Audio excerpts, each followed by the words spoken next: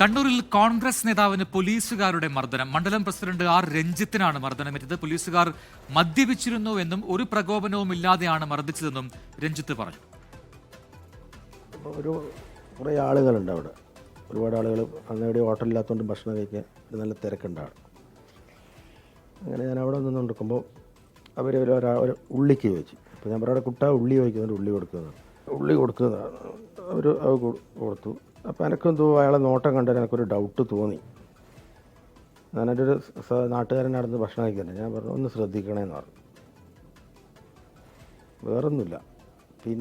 പിന്നെ ഒരാഴ്ച നമ്മൾ നോക്കി നടക്കുന്നിട്ട് എൻ്റെ കോളറിൻ്റെ ഷർട്ട് പറിച്ചിട്ട് റോട്ടിലേക്ക് എടുത്ത് എറിയ ചെയ്തേ. അജീഷ് ജയകുമാർ കണ്ണൂരിൽ നിന്ന് ചേരുന്ന കൂടുതൽ വിവരങ്ങളുമായി. അജീഷ്, ഇതിപ്പോൾ കോൺഗ്രസ് നേതാവാണ്, മാത്രമല്ല കോർപ്പറേഷനിലെ മുൻ കൗൺസിലർ കൂടിയാണ് ഈ രഞ്ജിത്ത്.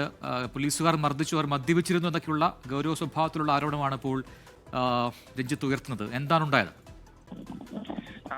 ഇത് മെനഞ്ഞാന്ന് രാത്രിയാണ് ഈ സംഭവം നടക്കുന്നത്. മെനഞ്ഞാന്ന് രാത്രി 9:30-ക്കാണ് കണ്ണൂർ എസ്.എൻ. പാർക്കിന് സമീപത്ത് തട്ടുകടയിൽ ഭക്ഷണം കഴിക്കുന്നതിനിടയിലാണ് ഈ സംഭവം ഉണ്ടായത്, ഈ ആക്രമണം ഉണ്ടായത്. 3 പേരായിരുന്നു ഇതിലുണ്ടായിരുന്നത്.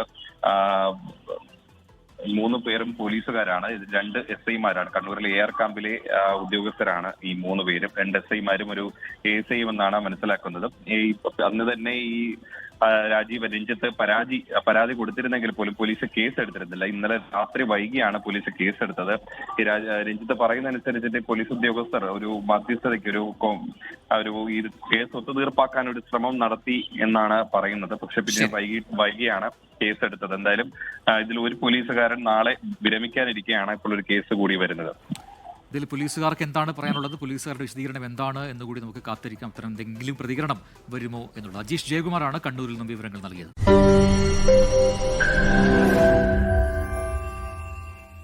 ലോകത്തെവിടെയായാലും ഏത് സമയത്തും 24 വാർത്തകളും ഓഗ്മെന്റഡ് റിയാലിറ്റി പാക്കേജുകളും എക്സ്പ്ലെയിനറുകളും വിശദമായി കാണാൻ ഞങ്ങളുടെ യൂട്യൂബ് ചാനൽ നിങ്ങൾക്ക് സബ്സ്ക്രൈബ് ചെയ്യാം.